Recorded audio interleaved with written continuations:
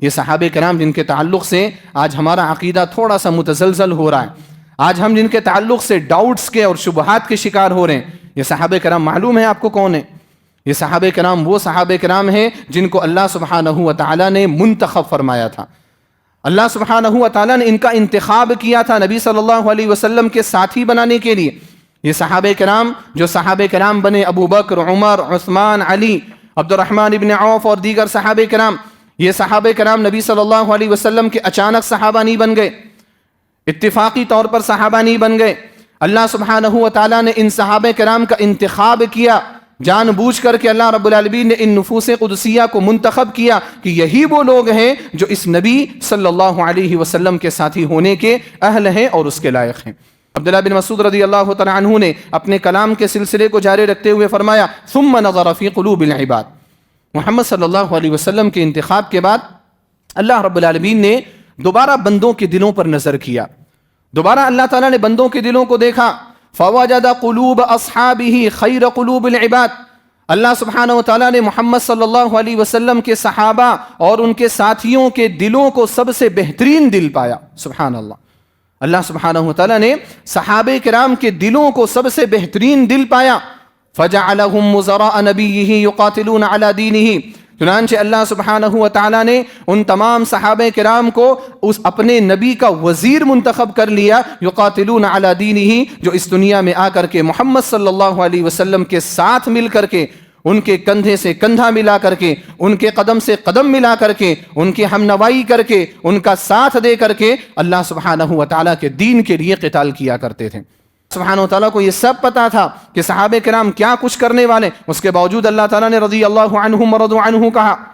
کیا آپ نے نہیں دیکھا جب جنگ بدر میں صحابہ کرام نے شرکت کی تو جنگ بدر میں جن صحابہ کرام نے شرکت کی ان صحابہ کرام کے بارے میں اللہ سبحانہ و تعالیٰ نے کیا فرمایا؟ اعملوا فقد غفرت لکم، تم اعملوا ما شئتم فقد غفرت لکم، تمہیں جو کرنا ہو کرو، میں نے تمہارے سارے گناہوں کو معاف کر دیا ہے۔ اس کے بعد کئی واقعات ایسے پیدا ہوتے ہیں جہاں پر صحابہ کرام کو لگتا ہے کہ کسی بدری صحابی سے غلطی ہوئی ہے، صحابہ کرام کو لگا کسی بدری صحابی سے غلطی ہوئی ہے۔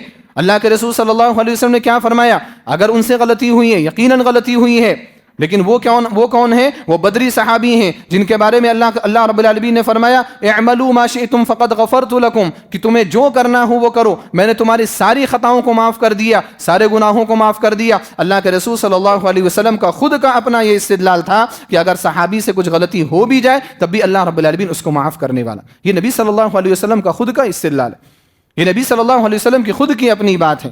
تو میرے بھائی اور دوستو، رضی اللہ عنہم ورضوا عنہ یہ کوئی معمولی سرٹیفکیٹ نہیں ہے، یہ کوئی معمولی اعزاز نہیں ہے۔ اللہ رب العالمین یہ بہت بڑا اعزاز صحابہ کرام رضوان اللہ تعالی علیہم اجمعین کو دیا ہے۔ اور پھر اس کے بعد جنت کی بات بھی کی گئی، وَأَعَدَّ لَهُمْ جنات، کہ اللہ تعالیٰ نے ان کے لیے جنتیں تیار کر رکھی ہیں، تجری تحتها الانہار، جن کے نیچے نہریں لہریں لے رہی ہوں گی، خالدین فیہا ابدا، ہمیشہ ہمیشہ اس میں رہیں گے، ذالک الفوز العظیم، یہی بڑی کامیابی۔ وَقُلْ جَاءَ الْحَقُّ وَزَهَقَ الْبَاطِلُ إِنَّ الْبَاطِلَ كَانَ زَهُوقًا۔ إن الحمد لله نحمده ونستعينه ونستغفره ونعوذ بالله من شرور أنفسنا ومن سيئات أعمالنا، من يهده الله فلا مضل له ومن يضلله فلا هادي له، وأشهد أن لا إله إلا الله وحده لا شريك له، وأشهد أن محمدًا عبده ورسوله، يا أيها الذين آمنوا اتقوا الله حق تقاته ولا تموتن إلا وأنتم مسلمون، يا أيها الناس اتقوا ربكم الذي خلقكم من نفس واحدة وخلق منها زوجها وبث منهما رجالا كثيرا ونساء، واتقوا الله الذي تساءلون به والأرحام إن الله كان عليكم رقيبا، يا أيها الذين آمنوا اتقوا الله وقولوا قولا سديدا يصلح لكم أعمالكم ويغفر لكم ذنوبكم، ومن يطع الله ورسوله فقد فاز فوزا عظيما۔ أما بعد فإن خير الحديث كتاب الله وخير الهدى هدى محمد صلى الله عليه وسلم وشر الأمور محدثاتها وكل محدثة بدعة وكل بدعة ضلالة وكل ضلالة في النار. أعوذ بالله السميع العليم من الشيطان الرجيم من همزه ونفخه ونفثه. بسم الله الرحمن الرحيم. والسابقون الأولون من المهاجرين والأنصار والذين اتبعوهم بإحسان رضي الله عنهم ورضوا عنه وأعد لهم جنات تجري تحتها الأنهار خالدين فيها أبدا ذلك الفوز العظيم. رب اشرح لي صدري ويسر لي أمري واحلل عقدة من لساني يفقه قولي. سبحانك لا علم لنا إلا ما علمتنا إنك أنت العليم الحكيم. رب يسر ولا تعسر وتمم بالخير وبك نستعين يا فتاح رب زدني علما. محترم حاضرین کرام اور خواتین اسلام، ہر طرح کی تعریف و توصیف، حمد و ستائش، کبریائی اور بڑائی، تحمید، تمجید اور تسبیح اللہ رب العالمین وحدہ لا شریک لہ، خالق کائنات، مالک ارض و سما کے لیے لائق اور زیبا ہیں۔ درود اور سلام نازل ہو اس دنیا فانی کی طرف بھیجے گئے تمام انبیاء اور رسول پر بالعموم، اور بالخصوص ہمارے نبی جناب محمد الرسول اللہ صلی اللہ علیہ وسلم پر، اللہم صلی وسلم مبارک علیہ۔ حضرات گرامی، ماہ محرم سے ہم گزر رہے ہیں۔ محرم کا مہینہ آپ نے سنا ہے، آپ کے علم میں ہے کہ حرمت والے مہینوں میں سے ایک ہے، اور حرمت والے مہینوں میں سے اس مہینے کے ایک ہونے کا تقاضا یہ ہے کہ اس مہینے میں اپنی جانوں پر، اپنے نفسوں پر ظلم نہ کیا جائے، اور اس ظلم سے مراد یہ ہے کہ انسان ہر طرح کے گناہوں سے اپنے آپ کو محفوظ رکھے، جیسا کہ اللہ سبحانہ و تعالیٰ نے سورہ توبہ میں ارشاد فرمایا فَلَا تَظْلِمُوا فِيهِنَّ أَنفُسَكُمْ۔ حرمت والے مہینوں کا تذکرہ کیا، منها اربعۃ حرم ذالک الدین القیم فلا تظلموا فیہن انفسکم، کی 4 حرمت والے مہینے ہیں 12 مہینوں کے درمیان، اور یہی صحیح بات ہے، یہی سیدھا دین ہے۔ اس کے بعد اللہ رب العالمین نے فرمایا فلا تظلموا فیہن انفسکم، کہ ان مہینوں کے اندر خصوصی طور پر اپنے نفسوں پر ظلم مت کیا کرو۔ ظلم سے مراد کیا ہے؟ جب ظلم کی بات ہوتی ہے تو ہمارے یہاں ظلم العبد علی العباد کو تصور کیا جاتا ہے کہ بندہ اگر دوسرے بندوں پر ظلم کرے تو اسی کو ظلم مانا جاتا ہے۔ آپ نے کسی کو مار دیا، آپ نے کسی کا مال ہڑپ لیا، آپ نے کسی کو دھوکہ دے دیا، آپ نے کسی کی امانت میں خیانت کر دیا، ظلم صرف اور صرف اسی کو تصور کیا جاتا ہے۔ حالانکہ صرف ظلم یہ نہیں ہے، ظلم کی 3 قسمیں ہوتی ہیں، ان کی تفصیل کا یہاں پر موقع نہیں ہے، لیکن ظلم کی جو بات عام طور پر تصور کی جاتی ہے وہ یہی ہے کہ ظلم العبد علی العباد، کہ بندہ بندوں پر ظلم کرے۔ لیکن ظلم کی ایک صورت یہ بھی ہے ظلم العبد علی نفسہ، کہ بندہ اپنے نفس کے اوپر ظلم کرے۔ یہ کیسے ہوتا ہے؟ بندہ اپنے نفس کے اوپر ظلم کیسے کرتا ہے؟ بندہ اپنے نفس کے اوپر ظلم گناہوں کے ذریعے سے کرتا ہے۔ آپ جو بھی گناہ کرتے ہیں وہ آپ کا اپنے نفس کے اوپر سب سے پہلے ظلم ہوتا ہے۔ ہم یہ سوچتے ہیں کہ ہمارے گناہوں کے اثرات کہاں ہیں، ہم گناہ کرتے ہیں بھول جاتے ہیں، ہم گناہ کرتے ہیں ہمیں اپنے گناہوں کا کاؤنٹ اور ہمیں اپنے گناہوں کا شمار نہیں ہوتا۔ ہم یہ سوچتے ہیں کہ ہمارے گناہوں کا کوئی اثر ہماری زندگی پر نہیں پڑتا۔ یہ گناہ ہمارا اپنے نفس کے اوپر خود ظلم کرنا ہے، اور اس ظلم کا احساس اگر اس دنیا میں ہو جائے تو ہو جائے، لیکن آخرت میں اس کا احساس ضرور ہوگا۔ یوم تشہد علیہم السنتہم وایدیہم وارجلہم بما کانوا یعملون، جس دن منہ کو بند کر دیا جائے گا، اس چرب زبانی کو ختم کر دیا جائے گا، الفاظ بولنے والی زبان جو ہے اس کو بند کر دیا جائے گا، اور اس وقت ہمارے اعضائے جسم جو ہیں، ہمارے ہاتھ، ہمارے پیر اور دوسرے جو اعضاء ہیں اس وقت گواہی دیں گے۔ تو اس وقت ہمیں پتہ چلے گا کہ ہم نے گناہوں کے ذریعے سے اپنے نفسوں کے اوپر بے انتہا ظلم کیا ہے۔ اللہ سبحانہ و تعالیٰ نے اس ظلم سے منع کیا، فرمایا فلا تظلموا فیہن انفسکم، کہ ان مہینوں کے اندر، خاص طور پر حرمت والے مہینوں کے اندر، اپنے نفسوں کے اوپر ظلم مت کیا کرو۔ اور ظلم کی صورتوں میں سے ایک صورت یہ بھی ہے کہ انسان دوسروں کے بارے میں برا بھلا کہے، دوسروں کے بارے میں برا بھلا کہنا یہ ظلم ہے، اور اس سے بڑا اور ظلم کیا ہوگا کہ انسان عام لوگوں کے بجائے صحابہ کرام کے تعلق سے برے الفاظ استعمال کرے، یہ تو اور بڑا ظلم ہے۔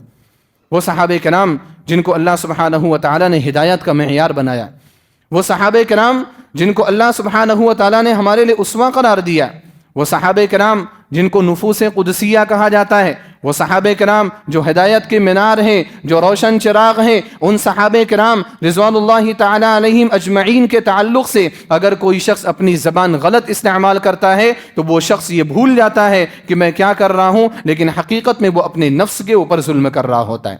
میرے بھائی اور دوستو، محرم کا مہینہ ہے، میں نے ذکر کیا، اور محرم کا مہینہ حرمت والے مہینوں میں سے، اس میں گناہوں سے بچنا چاہیے، لیکن ہم یہ دیکھ رہے ہیں کہ بے تحاشا صحابہ کرام رضوان اللہ تعالی مجمعین کے تعلق سے گستاخیاں کی جا رہی، ان کی عزت اچھالی جا رہی، ان پر طعن و تشنیع کی جا رہی ہے، ان کے تعلق سے ایسے ایسے اناپ شناپ کلمات استعمال کیے جا رہے ہیں کہ اگر آپ کے دل کے اندر ایمان ہے، کتاب و سنت کی محبت ہے، صحابہ کرام کی عظمت کا جذبہ ہے، تو آپ ان کلمات کو کبھی بھی اپنے کانوں سے نہیں سن سکتے۔ ایسے کلمات اور ایسی باتیں بولی جا رہی، اور اگر ایسی باتیں صرف ان لوگوں کی جانب سے بولی جاتی جن کو ہمیشہ سے تاریخ میں صحابہ کرام کے دشمنوں کے طور پر سمجھا گیا ہے، رافضیوں اور شیعوں کی زبانیں سے اگر یہ باتیں بولی جاتی تو ہم ایک وقت کے لیے اپنے دل کو یہ تسلی دلا سکتے تھے کہ دشمن تو اچھے کلمات کبھی نہیں بول سکتا، لیکن افسوس کی بات یہ ہے، غم اس بات کا ہے، درد اس بات کا ہے کہ ان لوگوں سے اخذ کر کے، ان لوگوں سے لے کر کے ہمارے بہت سارے سنی حضرات بھی صحابہ کرام رضی اللہ تعالی عنہم اجمعین کے تعلق سے برا عقیدہ رکھ رہے ہیں اور ان کے تعلق سے برے کلمات استعمال کر رہے ہیں۔ ہمارے اپنے لوگ، ہمارے اپنے سنی بھائی، ہمارے درمیان کے رہنے والے لوگ، امیر معاویہ رضی اللہ تعالیٰ عنہ کی بات آئے، عثمان غنی رضی اللہ تعالیٰ عنہ کی بات آئے، مغیرہ بن شعبہ رضی اللہ تعالیٰ عنہ کی بات آئے، عمرو بن عاص رضی اللہ تعالیٰ عنہ کی بات آئے، اور دیگر صحابہ کرام کی بات آئے، تو کہتے ہیں کہ ان لوگوں کے تعلق سے باتیں مت کرو، ان کے تعلق سے بات کرنا درست نہیں ہے، انہوں نے یہ کیا، انہوں نے یہ کیا، یہ ایسے تھے، یہ ویسے تھے، انہوں نے اپنی زندگیوں میں اس چیز کے تعلق سے حرص دکھائی، اس چیز کے تعلق سے لالچ دکھائی، نامعلوم کیسی کیسی باتیں ان صحابہ کرام رضوان اللہ تعالی علیہ مجمعین کے تعلق سے منسوب کرتے ہیں، جن کو اللہ سبحانہ و تعالی نے قرآن کریم میں رضی اللہ عنہم کا سرٹیفکیٹ دے دیا۔ میرے بھائی اور دوستو، یہ صحابہ کرام جن کے تعلق سے آج ہمارا عقیدہ تھوڑا سا متزلزل ہو رہا ہے، آج ہم جن کے تعلق سے ڈاؤٹس کے اور شبہات کے شکار ہو رہے ہیں، یہ صحابہ کرام معلوم ہے آپ کو کون ہیں؟ یہ صحابہ کرام وہ صحابہ کرام ہیں جن کو اللہ سبحانہ و تعالیٰ نے منتخب فرمایا تھا، اللہ سبحانہ و تعالیٰ نے ان کا انتخاب کیا تھا نبی صلی اللہ علیہ وسلم کے ساتھی بنانے کے لیے۔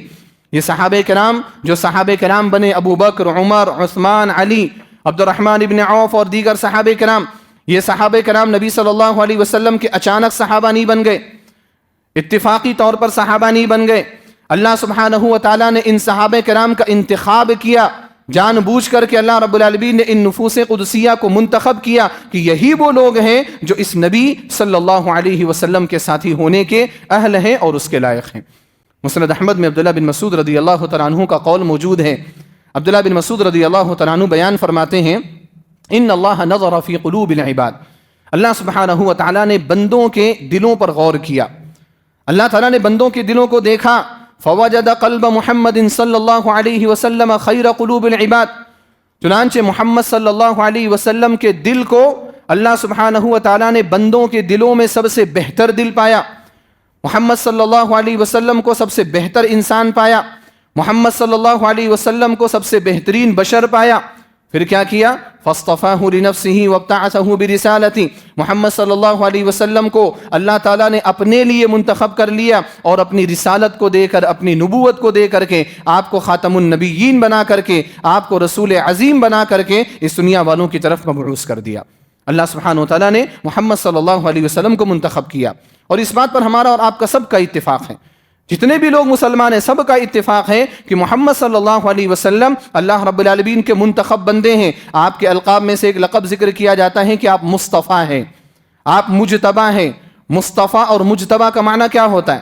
مصطفیٰ اور مجتبیٰ کا معنی یہ ہوتا ہے کہ ان کو منتخب کیا گیا، ان کو سلیکٹ کیا گیا ہے، ان کی نشاندہی کی گئی ہے کہ یہی وہ بندہ ہے جو آخری نبی ہونے کا مستحق ہے۔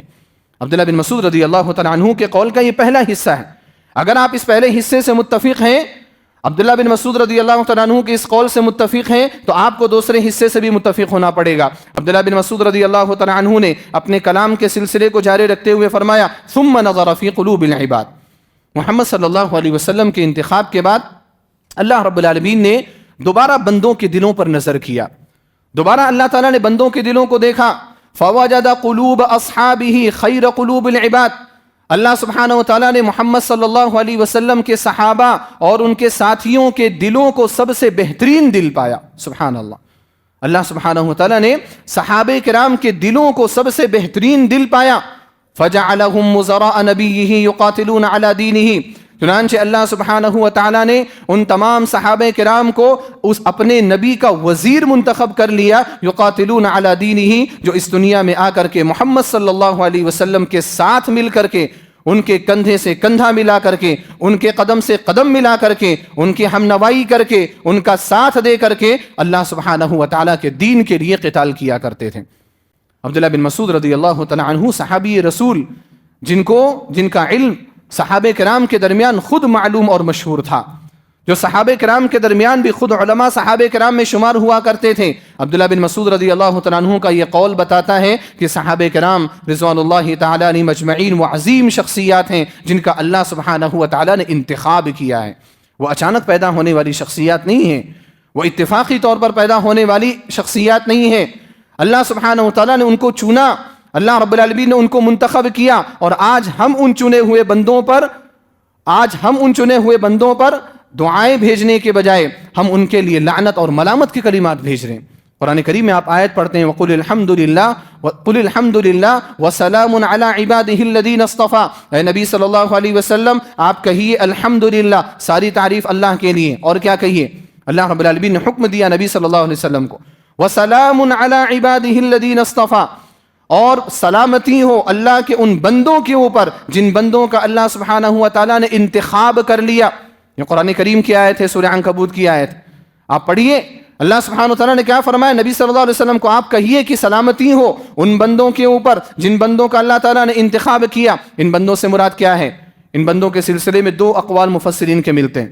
پہلا قول یہ ملتا ہے کہ یہاں پر انبیاء کرام اور رسولوں کی بات کی جا رہی، اور یقیناً یہ وہ بندے ہیں جن کا اللہ سبحانہ و تعالیٰ نے انتخاب کیا۔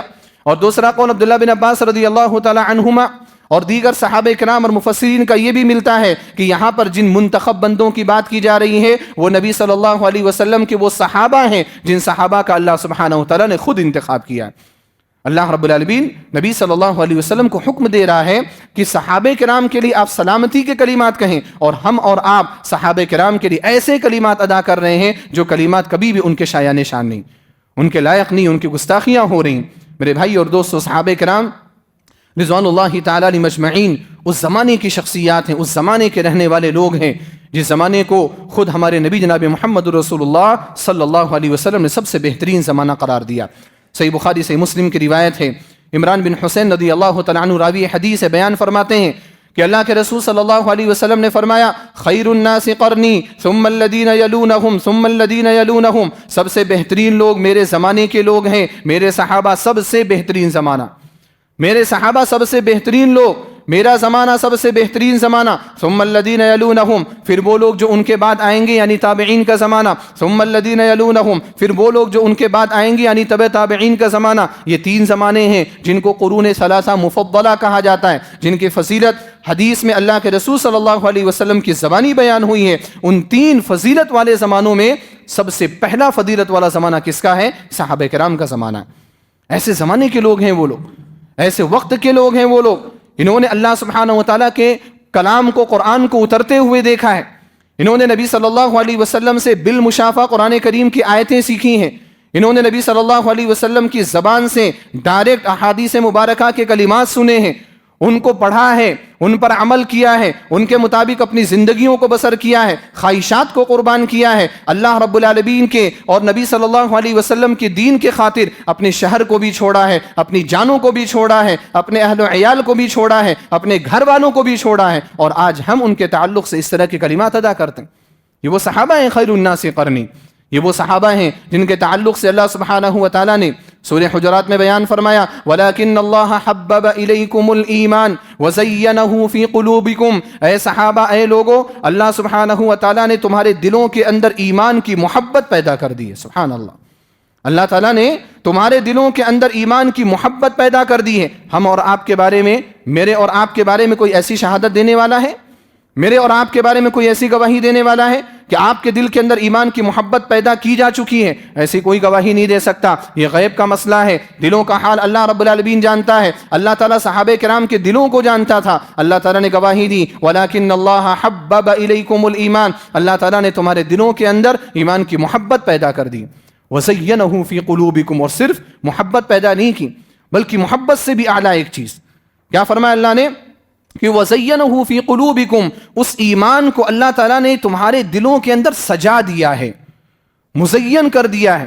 اب دیکھیں، آپ کا گھر ہے، آپ کا گھر اچھا ہے، صاف ستھرا ہے، آپ کو اپنا گھر پسند آتا ہے، صرف نارمل اگر صاف ستھرا ہے، پینٹ وغیرہ اچھا ہے، کہیں پر ڈسٹ نہیں دکھ رہا ہے، کہیں پر جالے نہیں دکھ رہے ہیں، کہیں پر گندگی نہیں دکھ رہی ہے، آپ کو آپ کا گھر پسند آتا ہے۔ لیکن اگر اسی گھر کو سجا دیا جائے، اسی گھر کو سجا دیا جائے، اسی گھر میں لائٹنگ کر دی جائے، اور بھی چیزیں وہاں پر داخل کر دی جائے، پھر اس گھر کا معاملہ یا اس گھر کے تعلق سے آپ کے دل کے اندر جذبات کیا ہوتے ہیں؟ اللہ سبحانہ و تعالیٰ نے صرف یہ نہیں کہا کہ اے صحابہ، اللہ تعالیٰ نے تمہارے دلوں کے اندر ایمان کی محبت پیدا کی ہے، بلکہ اللہ تعالیٰ نے کہا کہ اللہ تعالیٰ نے ایمان کو تمہارے دلوں میں سجا دیا ہے، یعنی وہ ایمان سے کبھی بھی ہٹ ہی نہیں سکتے وہ لوگ۔ اور پھر اس کے بالکل برعکس کیا کہا وَكَرَّهَ إِلَيْكُمُ الْكُفْرَ وَالْفُسُوقَ وَالْعِصْيَانَ، اور تمہارے دلوں کے اندر اللہ تعالیٰ نے کفر کی، فسوق کی یعنی کھلم کھلا گناہ کرنے کی، والعصیان اور ہر طرح کی نافرمانی کرنے کی ناپسندیدگی اللہ تعالیٰ نے تمہارے دلوں کے اندر رکھ دی۔ صحابہ کرام کفر نہیں کر سکتے، صحابہ کرام فسوق کا شکار نہیں ہو سکتے، صحابہ کرام عصیان نافرمانی کا شکار نہیں ہو سکتے۔ اسی بنا پر اللہ تعالیٰ نے اگلا ارشاد فرمایا اولئک هم الراشدون، یہی ہدایت یافتہ لوگ ہیں، یہی ہدایت پر رہنے والے لوگ ہیں۔ اور پھر لوگ چڑھتے ہیں صحابہ کرام کے تعلق سے، جب اس طرح کی باتیں کی جائیں لوگوں کے پیٹ میں درد ہوتا ہے، لوگوں کو یہ باتیں ہضم نہیں ہوتی۔ کیوں نہیں ہوتی؟ حسد کی بنا پر یہ باتیں ہضم نہیں ہوتی۔ لوگوں کو صحابہ کرام سے حسد ہوتا ہے، صحابہ کرام کو اتنا بڑا مقام کیسے مل گیا؟ کیسے مل گیا؟ انہوں نے محنتیں کی ہیں اس لیے مل گیا، انہوں نے قربانیاں دی اس وجہ سے مل گیا۔ ہم نے اور آپ نے کیا قربانیاں دی؟ ہم فجر کی نماز میں اٹھ کر کے نہیں آ پاتے۔ اللہ سبحانہ و تعالیٰ نے 5 وقتہ نماز فرض کی ہے، فجر کی نماز میں ہم اٹھ کر نہیں آ پاتے، اپنی نیند کو قربان نہیں کر پاتے، اپنے بستروں کو نہیں چھوڑ پاتے، اور ہم صحابہ کرام کے تعلق سے باتیں کرتے ہیں کہ صحابہ کرام کو اللہ نے اتنا مقام کیسے دے دیا۔ یہ حسد ہے، حسد، یہ ہمارے دلوں کا جلن ہے جو اس طرح کے کلمات بولنے پر ہمیں آمادہ کرتا ہے۔ اللہ سبحانہ و تعالیٰ نے اسی حسد کو ختم کرنے کی خاطر کہا فضلا من اللہ ونعمہ، یہ اللہ تعالیٰ کا فضل ہے اور یہ اللہ تعالیٰ کا احسان ہے۔ کیا کر سکتے ہیں آپ؟ اللہ رب العالمین جس کو جو مقام دینا چاہے اللہ تعالیٰ وہ مقام دے سکتا ہے۔ آپ اللہ تعالیٰ سے لڑ سکتے ہیں، آپ اللہ تعالیٰ کے فیصلے پر اعتراض کر سکتے ہیں۔ اللہ رب العالمین نے صحابہ کرام کو مقام دے دیا، اور یوں ہی مقام نہیں دیا، اللہ نے دیا ہے، اللہ نے احسان کیا، ان کی محنتیں بھی ہیں اس کے پیچھے، یوں ہی اللہ تعالیٰ نے مقام نہیں دے دیا، لیکن مقام دیا ہے تو فضلا من اللہ ونعمہ، یہ اللہ تعالیٰ کا فضل ہے اور اس کا احسان ہے۔ میرے بھائی اور دوستو، یہ صحابہ کرام و صحابہ کرام ہیں جن کو اللہ سبحانہ و تعالیٰ نے اور بڑا سرٹیفکیٹ دیا، جس کے بارے میں آپ بار بار سنتے ہیں رضی اللہ عنہم ورضوا عنہ، کہ اللہ ان سے راضی ہے اور یہ اللہ سے راضی ہیں۔ میں نے خطبہ مسنونہ کے بعد جو آیت کریمہ تلاوت کی، سورہ توبہ کی آیت، اللہ تعالیٰ نے فرمایا والسابقون الاولون من المہاجرین والانصار، مہاجرین اور انصار صحابہ کرام میں سے وہ صحابہ کرام جو اول اسلام میں داخل ہوئے، پہل اسلام میں داخل ہوئے، پھر اس کے بعد تمام صحابہ کرام کو اکٹھا کیا، والذین اتبعوہم باحسان، اور وہ تمام صحابہ کرام اور صحابہ کے بعد آنے والی وہ تمام شخصیات جو اول اسلام میں داخل ہونے والے مہاجرین اور انصار صحابہ کرام کی منہج کی اتباع کرتے ہوئے ان کی پیروی کریں، ان کے مطابق اسلام قبول کریں، ان کے مطابق اپنی زندگیاں گزارے۔ والذین اتبعوہم باحسان، اللہ تعالیٰ نے کیا فرمایا؟ رضی اللہ عنہم ورضوا عنہ، اللہ تعالیٰ ان سے راضی ہے اور وہ اللہ تعالیٰ سے راضی ہیں۔ اللہ تعالیٰ ان سے راضی ہے اور وہ اللہ تعالیٰ سے راضی ہیں۔ یہ رضامندی کیا بات ہے؟ رضامندی کا معاملہ جو ہے وہ شاید اس کی حقیقت ہماری نظروں میں نہیں ہے، اس کی حقیقت ہمارے ذہنوں میں نہیں۔ اللہ تعالیٰ ان سے راضی ہے کا کیا معنی؟ اللہ تعالیٰ ان سے راضی ہے کا معنی علامہ ابن تیمیہ رحمہ اللہ نے یہ بیان کیا کہ اللہ تعالیٰ اگر کسی سے راضی ہو جاتا ہے، اللہ تعالیٰ اگر کسی سے خوش ہو جاتا ہے تو پھر اگر وہ اس کے بعد کوئی غلطی بھی کرے، اگر کوئی وہ گناہ بھی کرے تو اللہ سبحانہ و تعالیٰ اس گناہ کو معاف کر دیتا ہے. یہ اللہ سبحانہ و تعالیٰ کی رضامندی کی بات ہے. تو گویا کہ اللہ رب العالمین نے اگر صحابہ کرام کے بارے میں یہ کہہ دیا کہ رضی اللہ عنہم ورضوا عنہ، کہ اللہ ان سے راضی اور وہ اللہ سے راضی، تو اب صحابہ کرام اللہ رب العالمین کے پسندیدہ بندے قرار پا گئے. اب ان سے چاہے کوئی بھی مسئلہ سرزد ہو، کوئی بھی بات سرزد ہو.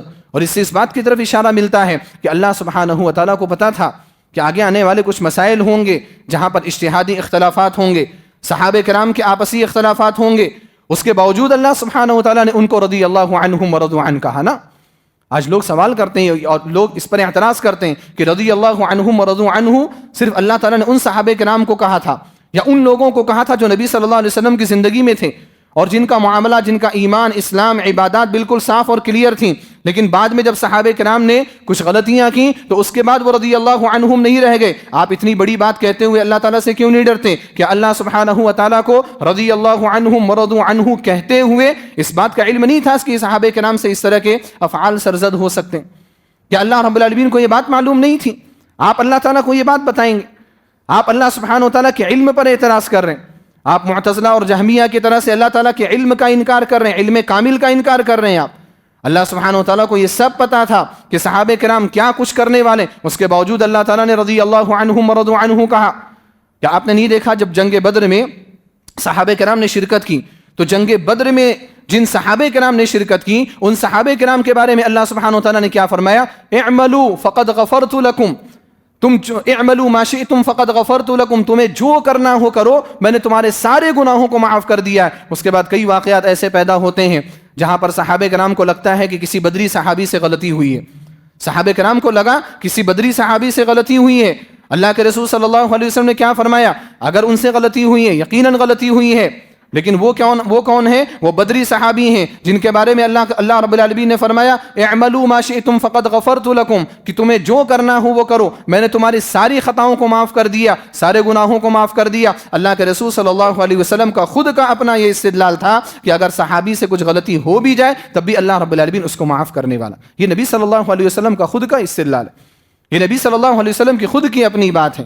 تو میرے بھائی اور دوستو، رضی اللہ عنہم ورضوا عنہ یہ کوئی معمولی سرٹیفکیٹ نہیں ہے، یہ کوئی معمولی اعزاز نہیں ہے. اللہ رب العالمین یہ بہت بڑا اعزاز صحابہ کرام رضوان اللہ تعالی علیہم اجمعین کو دیا ہے. اور پھر اس کے بعد جنت کی بات بھی کی گئی، وَأَعَدَّ لَهُمْ جنات، کہ اللہ تعالیٰ نے ان کے لیے جنتیں تیار کر رکھی ہیں، تجری تحتها الانہار، جن کے نیچے نہریں لہریں لے رہی ہوں گی، خالدین فیہا ابدا، ہمیشہ ہمیشہ اس میں رہیں گے. ذالک الفوز العظیم، یہی بڑی کامیابی. میرے بھائی اور دوستو، یہ صحابہ کرام وہ صحابہ ہیں جن کا ایمان ہمارے لیے معیار ہے، جو ہمارے لیے اسوہ ہیں. اگر ہم صحابہ کرام کی طرح سے ایمان قبول کریں گے تو ہمارا ایمان اللہ رب العالمین قبول کرے گا. اگر ہم صحابہ کرام کی طرح سے ایمان قبول نہیں کریں گے اللہ سبحانہ و تعالی ہمارا ایمان رد کر دے گا. دلیل کیا ہے؟ سورہ بقرہ کی آیت، اللہ تعالیٰ نے فرمایا فَإِنْ آمَنُوا بِمِثْلِ مَا آمَنْتُمْ بِهِ فَقَدْ اهْتَدَوْا، اگر یہ لوگ، یہود و نصارہ کا تذکرہ اللہ تعالیٰ نے پچھلی آیات میں کیا، یہود و نصارہ کے تذکرے کے بعد اللہ تعالیٰ نے فرمایا کہ اگر یہ لوگ اسی طریقے سے ایمان لائے جس طریقے سے اے صحابہ تم ایمان لے کر کے آئے ہو، فَإِنْ آمَنُوا بِمِثْلِ مَا آمَنْتُمْ بِهِ فَقَدْ اهْتَدَوْا، اللہ تعالیٰ نے فرمایا تو وہ لوگ اس وقت ہدایت پر ہوں گے. اگر تمہاری طرح سے ایمان لائیں گے تو وہ ہدایت پر ہوں گے. وَإِنْ تَوَلَّوْا، اور اگر تمہاری طرح سے ایمان لانے سے وہ اعراض کریں گے، تمہاری طرح سے ایمان قبول کرنے کے لیے تیار نہیں ہوں گے، فَإِنَّمَا هُمْ فِي شِقَاقٍ، وہ اختلاف میں پڑے رہیں گے.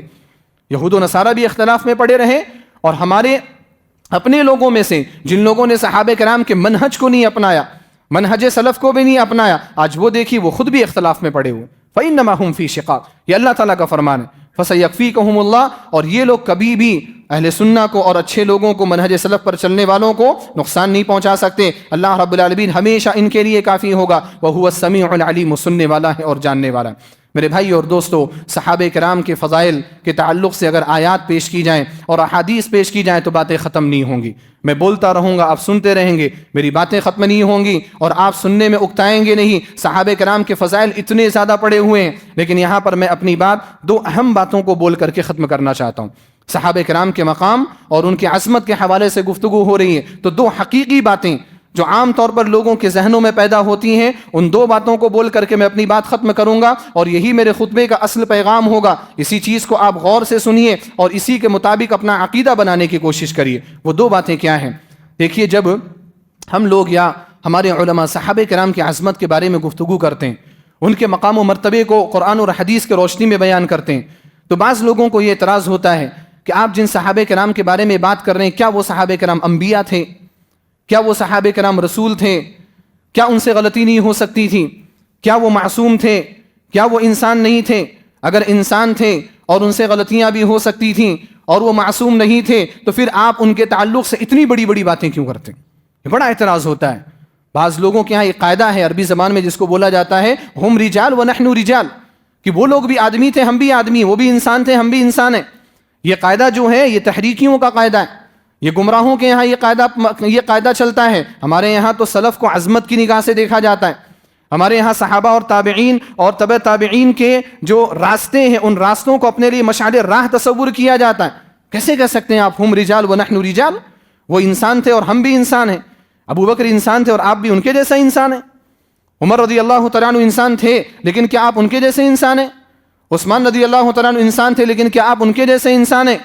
صحابی تو چھوڑیے، آپ تابعی اور تبع تابعی کے پاؤں کے دھول کے برابر بھی ہماری حیثیت نہیں ہے، ہم میں سے کسی کی بھی حیثیت نہیں ہے۔ جو تابعین جن کا علم مانا گیا، جن کے علم کا اعتراف کیا گیا، ان کا یہ مقام ہے، تو صحابہ کرام کا مقام تو سب سے بلند مقام ہے۔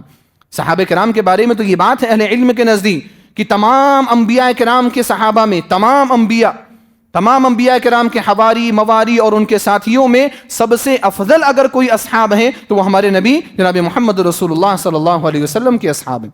اور ہم ان کے بارے میں یہ کہیں کہ ہم رجال و نحن رجال، وہ بھی انسان تھے اور ہم بھی انسان ہیں، یہ ایک شبہہ ہے جس شبہے سے صحابہ کرام کی عزتوں میں داخل ہونے کی کوشش کی جاتی، یہ کہہ کر کے کہ وہ انسان تھے اور ہم بھی انسان ہیں، ان سے غلطی ہو سکتی، ہم سے بھی غلطی ہو سکتی۔ میرے بھائی اور دوستو، صحابہ کرام یقیناً انسان تھے، اور یقیناً ہم اس بات کو مانتے ہیں کہ صحابہ کرام سے غلطی ہو سکتی ہے، اور ہو سکتی ہے کی بات کیا، صحابہ کرام سے غلطیاں ہوئی ہیں، صحابہ کرام کے آپسی اختلافات ہوئے ہیں، صحابہ کرام کے درمیان جنگ ہوئی ہے، جنگ جمل بھی ہوئی ہے، جنگ صفین بھی ہوئی ہے، اس کا کوئی انکار نہیں کرتا۔ لیکن صحابہ کرام رضوان اللہ تعالی علیہم مجمعین کے حوالے سے آپ قرآن کریم کو آپ پڑھ کر کے دیکھیے کہ صحابہ کرام سے جب غلطی ہوئی تو اللہ سبحانہ و تعالیٰ نے ان کی غلطی پر اللہ سبحانہ و تعالیٰ نے کیسا رد عمل ظاہر کیا۔ اللہ تعالیٰ نے کیا کیا، ایک دو مثال میں آپ کے سامنے رکھنا چاہتا ہوں۔ غزوہ احد کے موقع پر آپ سب کو واقعہ یاد ہے، غزوہ احد کے موقع پر، جنگ احد کے موقع پر مسلمانوں کو اول فتح مل گئی تھی اور مسلمان مال غنیمت اکٹھا کرنے لگے تھے۔ اللہ کے رسول صلی اللہ علیہ وسلم نے جبل الرمات پر، تیر اندازوں کا جو پہاڑ ہے، اس جبل الرمات پر نبی صلی اللہ علیہ وسلم نے عبداللہ بن جبیر رضی اللہ تعالیٰ عنہ کی قیادت میں 50 گھوڑ سواروں کو وہاں پر متعین کیا تھا، اور ان کو سخت تاکید کی تھی کہ یہاں سے چھوڑ کر کے جب تک میرا حکم نہیں آئے تم لوگ نیچے نہیں اترنا۔ لیکن جب اول وہلے میں مسلمانوں کو فتح ملی، مشرکین بھاگنے لگے، پیٹ پھیر کر کے وہ لوگ بھاگنے لگے، مسلمان مال غنیمت اکٹھا کرنے لگے، تو جو جبل الرمات پر پہاڑی پر جو صحابہ کرام تھے ان کو لگا کہ جنگ ختم ہو گئی اور ہم جنگ جیت گئے۔ وہ لوگ وہاں سے اترے اور ان کا اترنا تھا کہ خالد بن ولید رضی اللہ تعالیٰ عنہ جو اس وقت مسلمان نہیں تھے، انہوں نے دوسری طرف سے ایک لشکر کو اپنے ساتھ لایا اور لا کر کے اس پر حملہ، اس طرف سے حملہ کیا، اور مسلمانوں کی جیتی ہوئی جنگ شکست میں تبدیل ہو گئی۔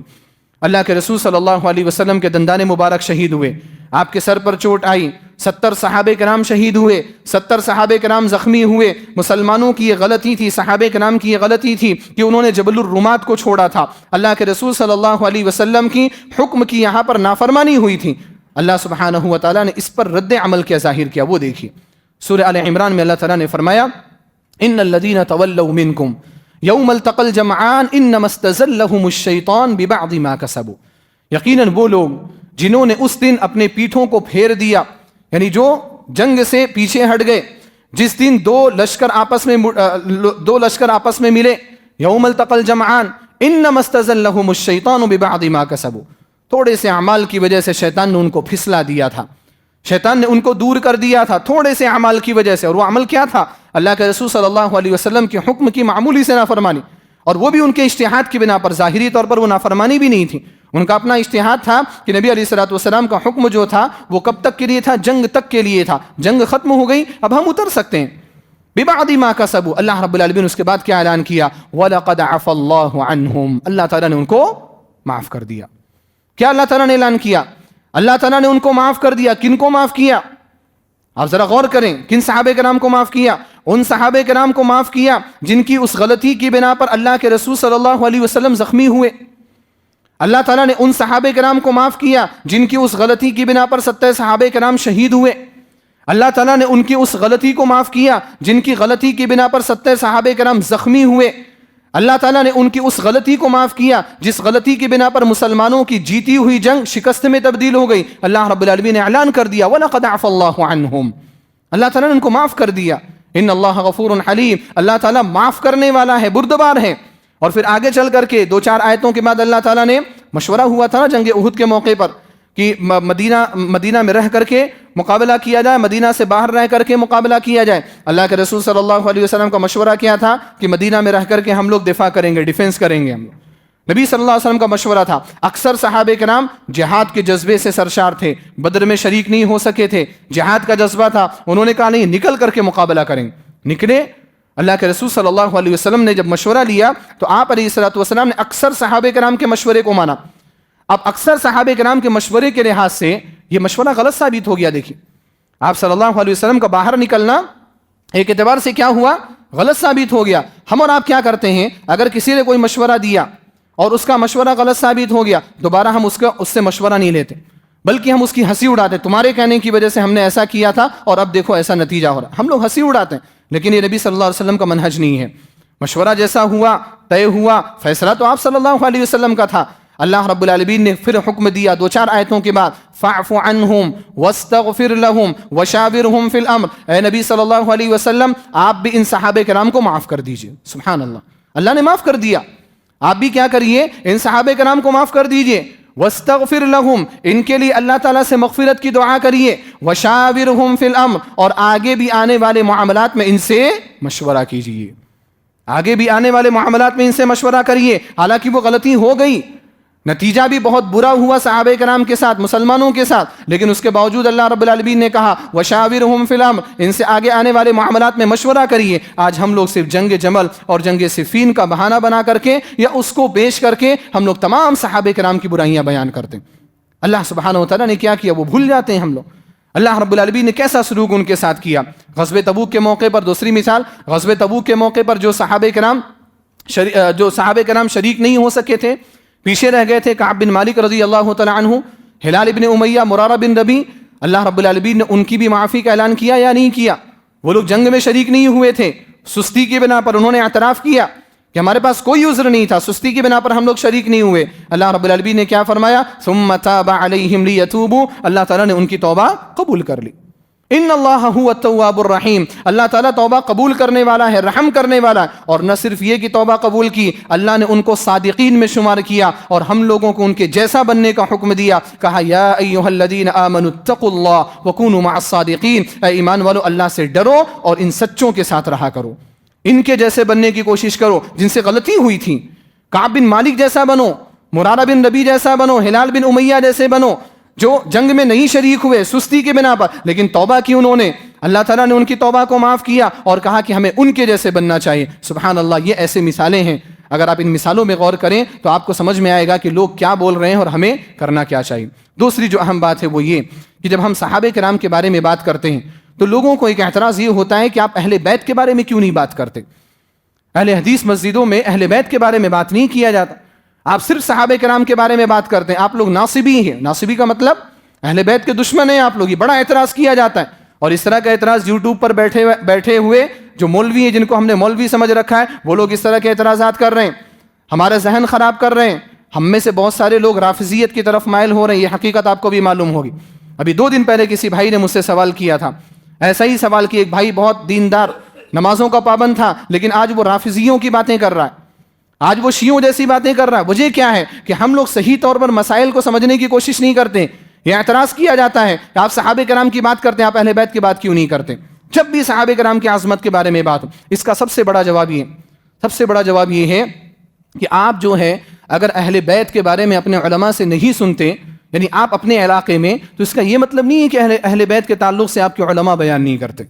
میں نے خود خطبے دیے اہل بیت کے فضائل پر اپنی مسجد میں.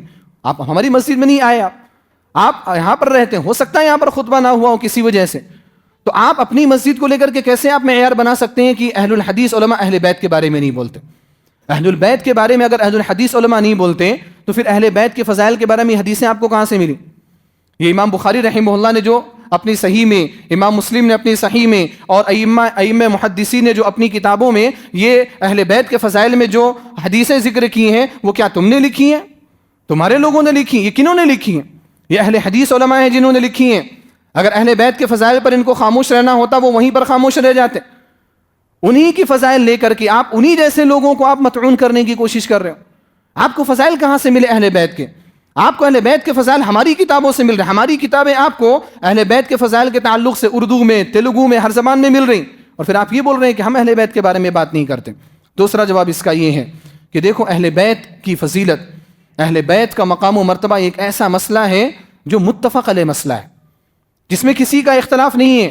چاہے وہ کوئی سنی ہو, چاہے کوئی رافضی ہو, وہ بھی اہل بیت کی بات کرتا ہے, حالانکہ ان کا مقصد الگ ہوگا, لیکن ہم بھی اہل بیت کی بات کرتے ہیں, ہم بھی ان کا احترام کرتے ہیں. حضرت علی کا جب نام آتا ہے رضی اللہ عنہ, آپ ہمیشہ اپنے علماء کی زبانی سنیں گے. حسن کا, حسین کا, فاطمہ کا, جب بھی ان کا نام آتا ہے آپ ہمیشہ ان کے ناموں کے آگے رضی اللہ عنہ, رضی اللہ عنہا آپ ہمیشہ سنیں گے. آپ اہل بیت میں آپ عبداللہ بن عباس ہیں, حضرت عباس ہیں, جب بھی ان کا نام آئے گا رضی اللہ عنہ سنیں گے. اور وہ بھی جن کو تم اہل بیت نہیں مانتے, یعنی ازواج مطہرات, ان کا بھی جب تذکرہ آتا ہے تو ہم ان کے ناموں کے آگے بھی رضی اللہ عنہا کہتے ہیں, اور بلکہ ہم ان کو تو اپنی مائیں تصور کرتے ہیں. وَأَزْوَاجُهُ أُمَّهَاتُهُمْ, نبی علیہ الصلوۃ والسلام کی بیویاں ہماری مائیں ہیں, ہم ان کو مائیں تصور کرتے ہیں. اہل بیت کا مقام, اہل بیت کا احترام ہم اہل الحدیث علماء سے, اہل الحدیث عوام سے زیادہ کوئی نہیں کرتا. ہمیں اہل بیت کی محبت سکھانے کی ضرورت نہیں ہے. اور اہل بیت کا مقام, میں نے جیسا کہ کہا, یہ متفق علیہ مسئلہ ہے, اور جو متفق علیہ مسئلے ہوتے ہیں ان پر بات کرنے کی ضرورت نہیں ہوتی. اختلافی مسئلہ کہاں آ گیا؟ صحابہ کرام کے تعلق سے. ایک مثال دیتا ہوں میں آپ کو. 5 وقتہ نماز فرض ہے, 5 وقتہ نماز فرض ہے. ہم پڑھتے نہیں پڑھتے وہ مسئلہ الگ ہے, لیکن 5 وقتہ نماز فرض ہے. آپ میں سے کسی کو اختلاف ہے؟ کسی کو کوئی اختلاف نہیں ہے 5 وقتہ نماز کی فرضیت پہ.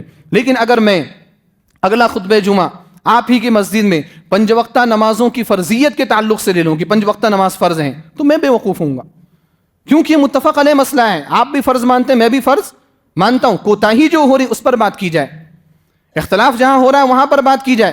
تو جو متفق علیہ مسئلے ہوتے ہیں اس پر بات کرنے کی ضرورت نہیں ہوتی. توحید کی مثال لے لیجئے آپ. توحید کی 3 قسمیں, توحید ربوبیت, توحید الوہیت, توحید اسماء و صفات. اگر آپ نے پڑھا ہے تو آپ کو پتا ہوگا کہ توحید ربوبیت میں کوئی اختلاف نہیں. مکہ کے لوگ بھی, مکہ کے مشرکین بھی اللہ کو اپنا رب مانتے تھے, اس لیے توحید ربوبیت پر بات کرنے کی ضرورت نہیں ہے. بات کرنے کی ضرورت ہے تو کس پر؟ توحید الوہیت پر. اللہ ایک معبود ہے, اکیلا معبود ہے, اس پر بات کرنے کی ضرورت ہے. آج اس پر بات نہیں ہوتی. اگر میں توحید ربوبیت پر بات نہ کروں, توحید الوہیت پر بات کروں, تو آپ مجھ پر الزام لگا سکتے ہیں کہ آپ توحید کے بارے میں نہیں بول رہے. کون سی توحید بھائی؟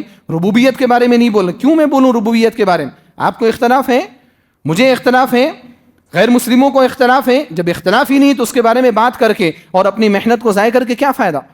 توحید الوہیت کے بارے میں بات کرو. تو یہ قاعدہ سمجھ لو کہ اہل بیت کی عزت اور ان کی فضیلت ہمارے دلوں میں مسلم ہے, قائم ہے, دائم ہے, وہ کبھی ختم نہیں ہوگی.